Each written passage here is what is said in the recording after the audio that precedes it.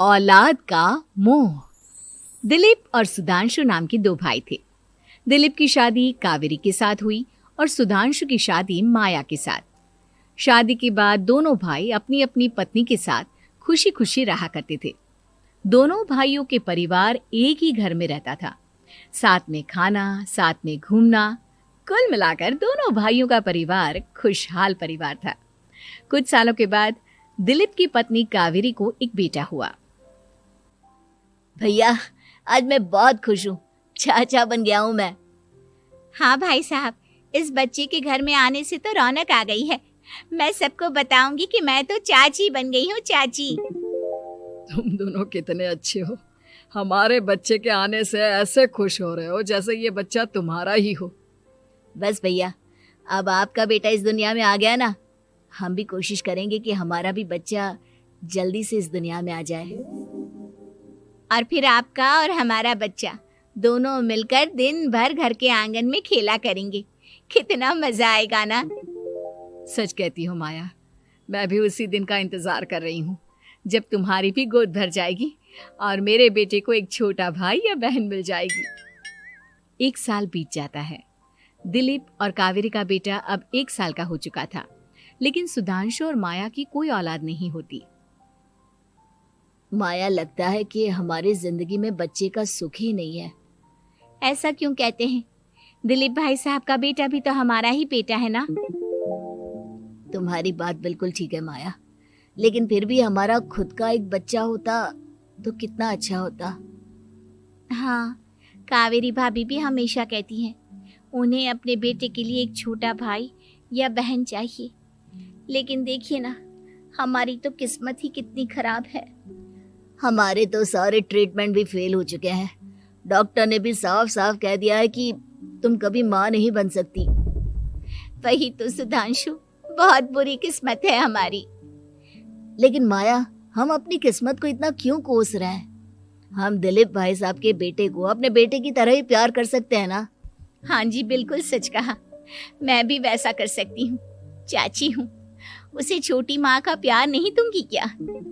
कुछ दिनों के बाद दिलीप का एक दोस्त दिलीप से मिलने के लिए आता है। अरे क्या बात है दिलीप, बधाई हो बधाई।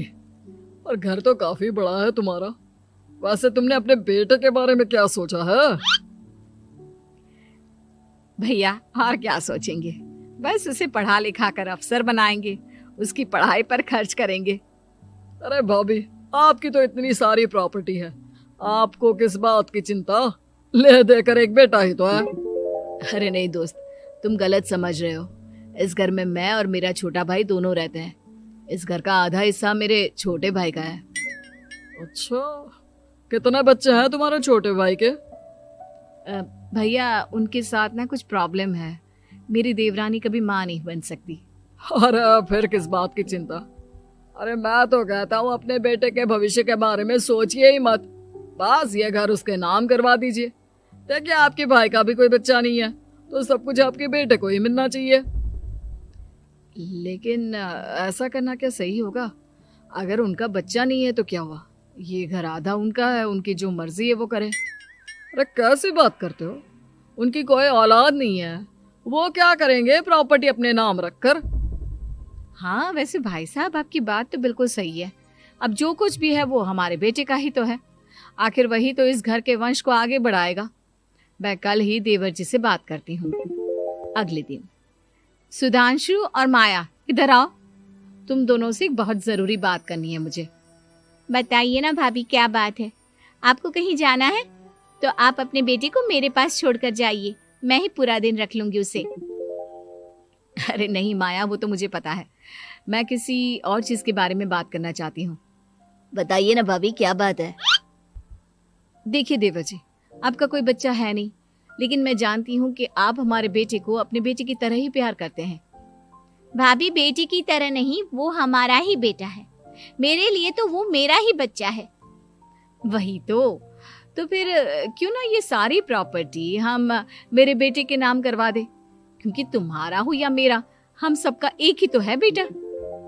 लेकिन भाभी, अभी तो वो सिर्फ 1 साल का है। अभी से प्रॉपर्टी उसके नाम करवाने का क्या मतलब है? देखिए देवर जी, जो काम जितना जल्दी हो जाए ना, उतना अच्छा। आने वाले वक्त का क्या भरोसा। भाभी भरोसा क्यों नहीं, हम तो हमेशा आपके बेटे को माँ बाप की तरह ही प्यार करेंगे। हाँ, लेकिन फिर भी मैं चाहती हूँ कि ये सारी प्रॉपर्टी मेरे बेटे के नाम हो जाए। अब मुझे नहीं लगता तुम दोनों को इसमें कोई भी परेशानी होगी, है ना? भाभी वैसे तो आप जो कह रही हैं वो बहुत जल्दबाजी है, लेकिन फिर भी अगर आपको ऐसा लगता है तो ठीक है, कल ही प्रॉपर्टी के पेपर बनवा लीजिए, मैं और माया उस पर साइन कर देंगे। इस तरह से अगले दिन प्रॉपर्टी के पेपर बनवाकर सारी प्रॉपर्टी दिलीप और कावेरी के बेटे के नाम पर करवा दी जाती है।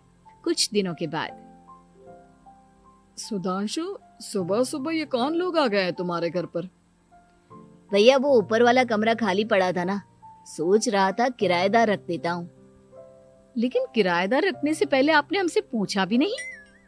भाभी इसमें आपसे पूछने वाली क्या बात थी, हमें एक ही कमरे की जरूरत थी, इसलिए सोचा दूसरा कमरा किराए पर दे देते हैं, कुछ इनकम हो जाएगी। अरे माया, ये सारी प्रॉपर्टी अब मेरे बेटे के नाम पर है और यहाँ पर जो कुछ भी होगा उसके लिए तुम्हें मेरी या दिलीप की परमिशन तो लेनी पड़ेगी ना। हाँ सुधांशु, तुम्हारी भाभी ठीक ही तो कह रही है। अब देखो, तुमने खुद अपने हाथों से ये प्रॉपर्टी हमारे बेटे के नाम की है, वह अभी बहुत छोटा है, तो इस घर से रिलेटेड सारे फैसले तुम्हें हमसे पूछ कर लेने चाहिए। भाभी हमें तो लगा था कि आप हम लोगों से बहुत प्यार करती हैं, लेकिन आप तो हमारे साथ भेदभाव करने लगी। अरे, इसमें भेदभाव करने वाली क्या बात है? और मैंने कौन सा तुमसे कुछ गलत मांग लिया? अरे ले देकर मेरा बेटा इकलौता इस पूरे वंश का वारिस है, सब कुछ उसके नाम है। तुम्हें इस बात से जलन क्यों हो रही है? भाभी माया को जलन नहीं हो रही, वो तो बस ऐसे ही कह रही थी। सब जानती हूँ मैं, इसकी खुद की तो कोई औलाद पैदा नहीं हुई, बस इसीलिए जब देखो तब मेरे बेटे पर बुरी नजर डालती रहती है। देखो माया, कावेरी तुमसे बड़ी है, वो जैसा कहती है वैसा करो। और वैसे भी इस घर पर अब तुम लोगों का कोई अधिकार नहीं है, वो तो हम लोगों की भलाई समझो जो तुम्हें अभी तक यहाँ रहने दिया है। भैया आप इतने कैसे बदल गए? इस प्रॉपर्टी ने आपके दिल से हमारे लिए प्यार पूरी तरह खत्म कर दिया है क्या?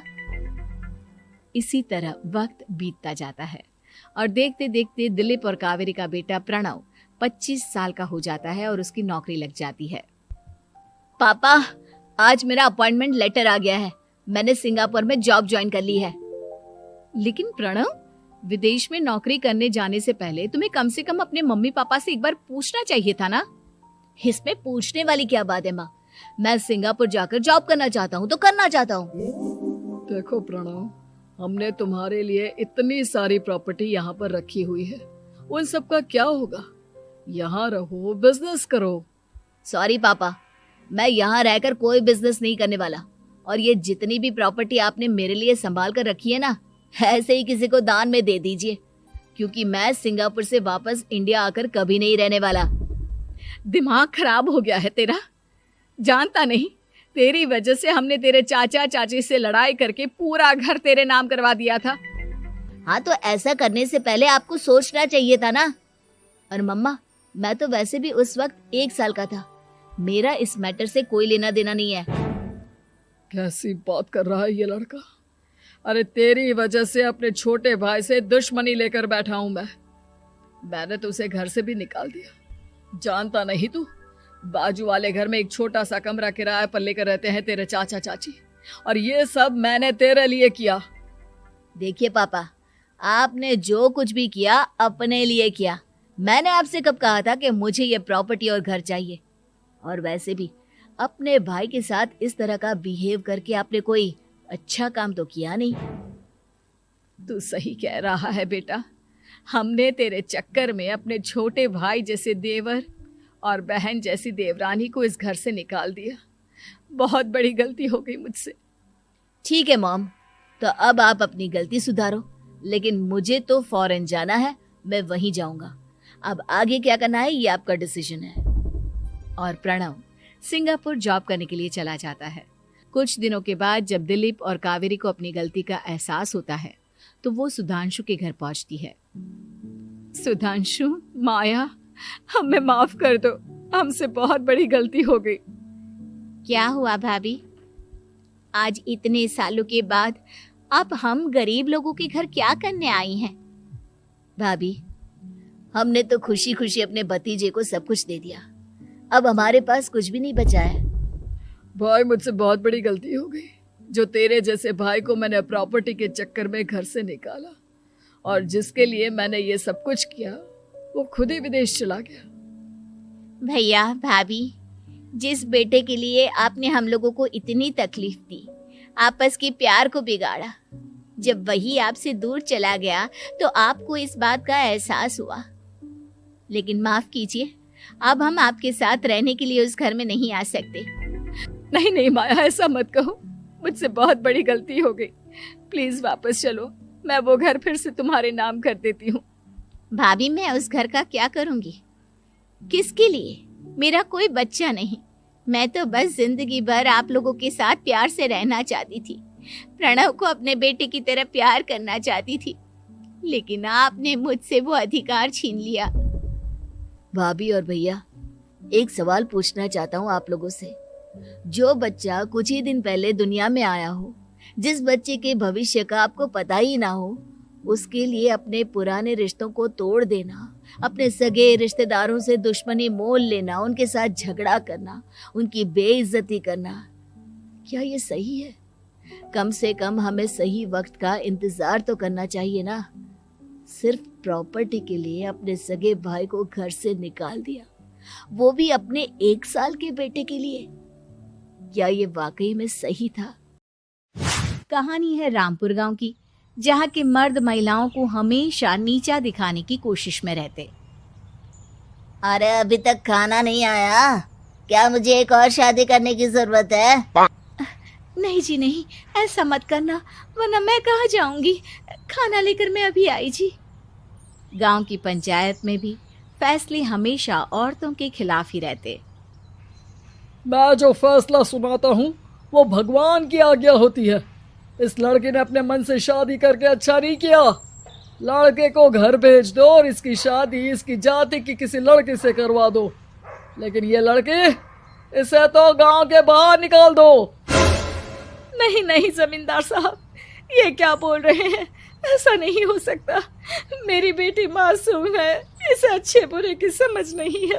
अरे कहाँ जाएगी ये बेचारी? कहाँ जाएगी? इतनी चिंता है तो पूरे परिवार का गांव निकाला कर देते हैं। बेचारे पूरे बसे बसाए परिवार को गांव छोड़ना पड़ता है। चाहे जो हो, अगर बेटियों को कंट्रोल नहीं कर सकते तो गांव में रहने का कोई मतलब नहीं है। यहाँ औरतों को दब कर रहना होगा, कोई भी अपने हिसाब से कुछ नहीं कर सकता, सब ईश्वर की मर्जी से ही होगा। तभी गांव का एक आदमी दौड़ा दौड़ा आता है। सरपंच साहब, जमींदार साहब, वो कालिया है ना, उसकी बेटी पढ़ने के लिए शहर जा रही है। अच्छा, ये कब हो गया? और कालिया की हिम्मत कैसे हो गई ऐसा करने की? लेकर आओ उसे और उसकी बेटी को। बस फिर क्या था, हाजिर हो जाते हैं कालिया और उसकी बेटी सरपंच के सामने। अरे कालिया, ये क्या सुनने में आ रहा है? बेटी को इंजीनियर बना रहा है तू? और ये बता, गांव में तो स्कूल नहीं है, फिर कहाँ से इतनी क्लास पास कर गई तेरी बेटी? राधा, जो कि कालिया की बेटी है, उसे लगता है कि सरपंच उसकी तारीफ कर रहे हैं। सरपंच जी, मैंने ऑनलाइन पढ़ाई की है, डिस्टेंस लर्निंग से। सभी में मैंने अच्छे नंबर पाए हैं, जिसे देखते हुए शहर की इंजीनियरिंग कॉलेज में मुझे स्कॉलरशिप मिली है।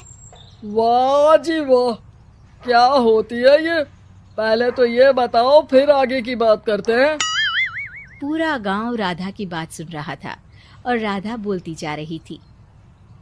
तो ऐसे मैं फ्री में एक अच्छी शिक्षा लेकर गांव में जो कुछ परेशानियां हैं, जैसे बिजली, पानी और इंटरनेट जैसी समस्याओं के लिए काम करूंगी। मैं गांव को शहर से जोड़ने के लिए पुल का निर्माण करवाने का प्रस्ताव रखूंगी। मुझे पूरी उम्मीद है कि जल्द ही हमारा गांव भी तरक्की की राह पर चल पड़ेगा। राधा की बात सुनकर सारे गांव वाले ताली बजाने लगते हैं। सरपंच को समझ नहीं आता कि वो क्या करे। चुप रहे नादान लड़की, गांव के खिलाफ जाने के लिए तुझे गांव से बेदखल कर दिया जाएगा, वो भी पूरे परिवार के साथ। और हाँ, अगर ठीक से गांव में रहना चाहती है तो ये पढ़ाई लिखाई छोड़ दे। हम तेरे लिए गांव का कोई होनहार लड़का देखेंगे। तभी गांव का एक आदमी बोल पड़ता है। अरे नहीं नहीं सरपंच जी, राधा बिटिया जो बता रही है अगर वैसा हो जाए तो हम लोगों को पैसा कमाने के लिए बाहर नहीं जाना पड़ेगा। हाँ जी, और ना ही कोसों दूर पानी के लिए भटकना पड़ेगा। हमारे बच्चे भी अच्छी पढ़ाई कर सकेंगे और आगे बढ़ेंगे, ना कि हमारी तरह खेती करते बैठेंगे। क्यों गांव वालों, राधा बिटिया का साथ देना चाहिए ना। सरपंच देखता है कि गांव राधा के साथ है तो वो चुप हो जाता है। वो घर आकर अपने सलाहकार से बात करता है, जो बहुत ही चालाक किस्म का इंसान होता है। अरे सरपंच साहब, आपको बहुत ही होशियारी से काम लेना पड़ेगा। एक बार गांव तरक्की कर गया, यहाँ के बालक पढ़ लिए तो कोई ना पूछेगा आपको। और फिर ये जो बेटा और बेटी है ना आपके, इनको भी आम लोगों की तरह ही जीवन जीना होगा। हाँ, लेकिन करे तो क्या करे? वो ना आप मुझ पर छोड़ दीजिए, बस मैं जैसा बोलूं करते जाइए। अगले रोज सुबह जब गांव वाले सोकर उठते हैं तो राधा के घर के बाहर और साथ ही वो लोग जिन्होंने राधा का सपोर्ट किया था, उनके घर के आगे लाल रंग से कल आऊंगी लिखा होता है। कल आऊंगी, ये क्या होता है? अरे यह तो खून से लिखा है, लगता है कोई भूत प्रेत या चुड़ैल का साया है। चलो सरपंच जी के पास चलते हैं। सभी सरपंच के पास जाकर उसे सारी बात बताते हैं। अरे ये तो बड़ी मुश्किल की बात है। चलो, मैं एक बाबा को जानता हूँ, उन्हें बुला लेता हूँ। सरपंच बाबा को लेकर गांव के घर के बाहर जाता है। ओहो, तो ये वो चुड़ैल है जो उन लोगों को निशाना बनाते हैं जो गांव को बदलने का सपना देखते हैं। वो गांव को ऐसे ही संपन्न देखना चाहती है, वो नहीं चाहती कि कोई बाहरी यहाँ का कायाकल्प करे। क्या तुम लोगों में से किसी ने गांव को बदलने की सोच रखी है? तभी राधा की माँ रोते रोते आती है। मेरी राधा घर से गायब हो गई है। अरे कोई तो बचाओ, मेरी बच्ची कहाँ गई?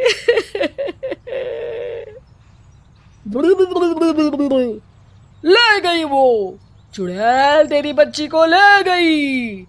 अब वो उसे श्रापित करके छोड़ेगी, उस पर चुड़ैल का साया हो जाएगा।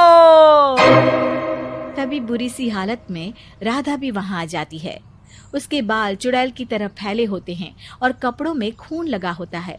सभी राधा को देखकर डर जाते हैं। माँ, पता नहीं मुझे कौन उठा कर ले गया था। अरे दूर दूर हो जा चुड़ैल, अब हम लोग इस गांव में नहीं रुकेंगे।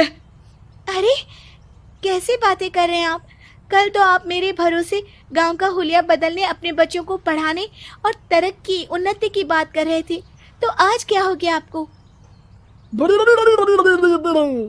ये फिर तुम लोगों को बहकाएगी।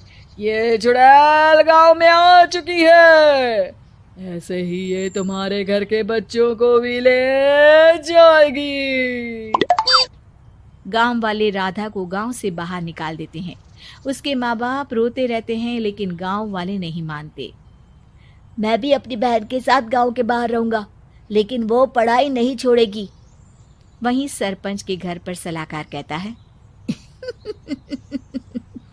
देखा, सांप भी मर गया और लाठी भी नहीं टूटी। लेकिन अगले ही दिन सरपंच के घर के बाहर भी वही शब्द लिखे होते हैं। और फिर सरपंच की बीवी कहती है, हमारी बेटी को किसी ने अगवा कर लिया है। तभी राधा का भाई वहां आ जाता है। अरे गांव वालों, मैंने सरपंच जी की बेटी को देखा था, वो चुड़ैल उसे उठाकर ले जा रही थी। अरे क्या मजाक कर रहे हो? नहीं नहीं सरपंच जी, आप नहीं जानते, वो चुड़ैल अब आपकी बेटी में आ जाएगी, जैसे राधा के अंदर आ गई थी। तभी सरपंच की बेटी वैसी ही हालत में वहां आती है जैसे राधा आई थी। पापा पता नहीं कैसे मैं गायब हो गई थी। चुड़ैल, इसके अंदर भी चुड़ैल का साया है, मारो इसे। अरे नहीं नहीं, इसे भी राधा के पास गांव के बाहर ही भेज दो। अरे चुप रहो, मेरी बेटी कहीं नहीं जाएगी और चुड़ैल वुड़ैल कुछ नहीं होता है। अरे कैसे बात कर रहे हो सरपंच जी? आप तो बोल रहे थे कि आपका फैसला भगवान का ज्ञान होता है, तो अपने पर बात आई तो अब आप ऐसे बोल रहे हैं। अरे ना ना ना, आपको अपनी बेटी को त्यागना ही होगा। अरे बुलाओ बाबा को। राधा का भाई बाबा को ले आता है, जिसे अब गांव वालों के डर के कारण सच बोलना पड़ता है। मैं कोई बाबा नहीं हूँ, मैं तो मोची था। ये सलाहकार महोदय ने मुझे कहा था एक्टिंग करने को। अब वो मुझे पैसे देने वाले हैं। अब मुझे माफ कर दो। गलती हो गई, मुझे माफ कर दो। तभी वहां राधा आ जाती है। देखा सरपंच जी, जब गांव के बच्चे साक्षर होंगे तो आप जैसे लोगों की चालाकी नहीं चलेगी।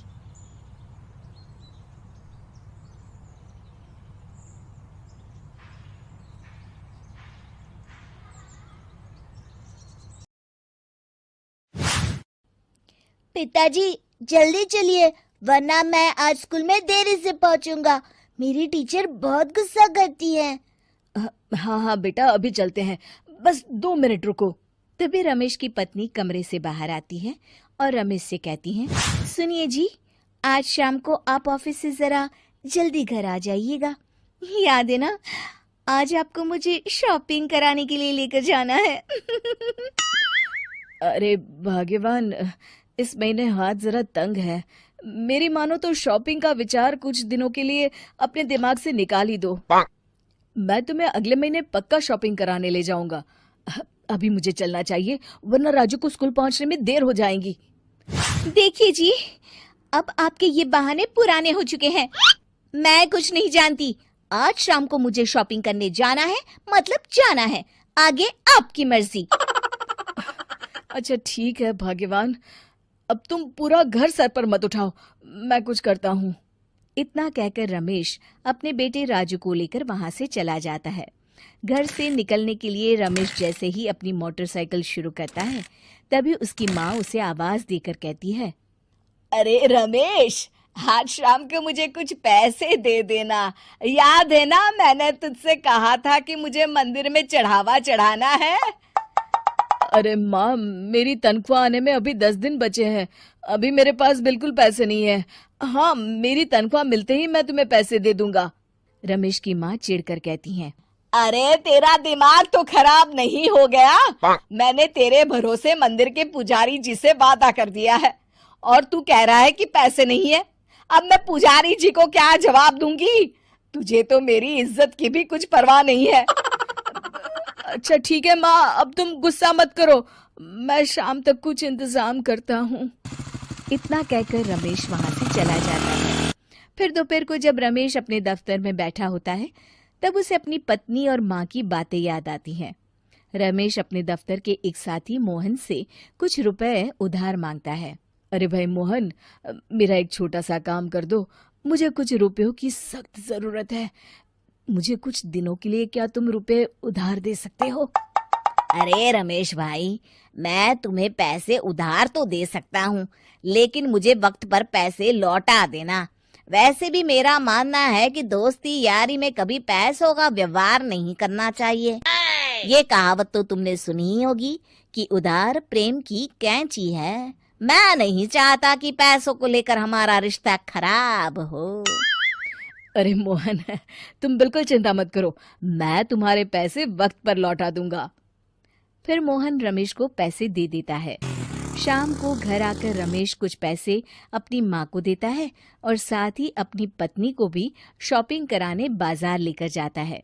रमेश की पत्नी और उसकी माँ का स्वभाव जरूरत से ज्यादा खर्चीला होने के कारण दोनों हमेशा बेवजह पैसे खर्च करती हैं। फिर एक दिन, सुनिए जी, अगले हफ्ते हमने छुट्टियों में कहीं बाहर जाने का प्लान बनाया था। आपने पैसों का इंतजाम कर लिया ना? अरे अभी कहाँ, अभी तो मेरे पास बिल्कुल पैसे नहीं है। हम कभी और चले जाएंगे। देखिए जी, मैंने सभी सहेलियों से कह दिया है कि मैं बाहर घूमने जा रही हूँ। अगर मैं नहीं गई तो सब मुझ पर हंसेंगी। आप कहीं से भी पैसों का इंतजाम कीजिए जी। इतना कहकर रमेश की पत्नी वहां से चली जाती है। वहीं दूसरी तरफ रमेश की माँ भी तीर्थ यात्रा जाने की जिद करती है और रमेश से पैसे मांगती है। फिर अगले दिन रमेश एक सेठ से पैसे उधार लेकर अपनी पत्नी और बेटे को घुमाने ले जाता है और अपनी माँ को भी तीर्थ यात्रा पर भेज देता है। लेकिन जैसे ही रमेश अपनी छुट्टियां बिताकर वापस आता है, कर्जदार उसका जीना मुश्किल कर देते हैं। इतना ज्यादा कर्ज एक साथ अपने ऊपर देख रमेश काफी परेशान रहने लगता है। फिर एक दिन राजू की स्कूल की फीस वक्त पर न भर पाने के कारण रमेश को स्कूल में बुलाया जाता है। स्कूल के प्रिंसिपल साहब रमेश को सख्त हिदायत देते हैं कि अगर वक्त पर स्कूल की फीस नहीं भरी गई तो उनके बेटे का नाम स्कूल से काट दिया जाएगा। अपने बेटे की स्कूल की फीस भरने के लिए रमेश अपने दोस्त गिरधारी से कुछ पैसे उधार ले लेता है और स्कूल की फीस भर देता है। रमेश की माँ और उसकी पत्नी खर्चे और घर की जिम्मेदारी संभालते संभालते धीरे धीरे रमेश पूरी तरह कर्ज में डूब जाता है। और तभी एक दिन दफ्तर में काम करते समय रमेश की तबीयत अचानक बिगड़ जाती है और वो बेहोश होकर गिर पड़ता है। उसे जल्दी से पास के एक अस्पताल में भर्ती कराया जाता है। रमेश के घर वालों को ये बात पता चल जाती है तो वे सभी अस्पताल पहुंचते हैं। अस्पताल के डॉक्टर साहब उन्हें बताते हैं, देखिए, देर रात तक जागने और जरूरत से ज्यादा काम करने की वजह से इन्हें चक्कर आ गया था। बेहतर यही होगा कि इन्हें कुछ दिनों के लिए पूरी तरह आराम करने दिया जाए। रमेश की हालत देखकर उसके बेटे राजू को बहुत गुस्सा आता है और वो अपनी दादी और माँ से कहता है, माँ, दादी, मैं इतना छोटा हूँ फिर भी मैं इतना समझता हूँ कि पिताजी दिन रात दफ्तर में काम करके पैसे कमाते हैं। पिताजी अकेला पूरा घर संभालते हैं और आप दोनों अपने फिजूल के खर्चों के लिए उन पर दबाव डालते रहते हैं। आज पिताजी की हालत के जिम्मेदार तो आप दोनों हैं। राजू की समझदारी भरी बातें सुनकर रमेश की माँ और पत्नी को अपनी गलती का एहसास होता है और दोनों की आंखों में आंसू आ जाते हैं। फिर कुछ दिनों के बाद रमेश की तबीयत एकदम अच्छी हो जाती है और वो पहले की तरह अपने काम पर जाने लगता है। रमेश की माँ और पत्नी अब उसे किसी प्रकार की कोई तकलीफ नहीं देते और ना ही उससे किसी चीज की मांग करते हैं। फिर देखते ही देखते रमेश अपने कर्ज के सारे पैसे चुका देता है। उसकी जिंदगी पहले की तरह अच्छी हो जाती है और वो अपने परिवार के साथ खुशी खुशी रहने लगता है। शिक्षा, हमारे रिश्ते एक तराजू की तरह होते हैं जिसकी दोनों ओर जिम्मेदारी और समझदारी का वजन बराबर होना चाहिए।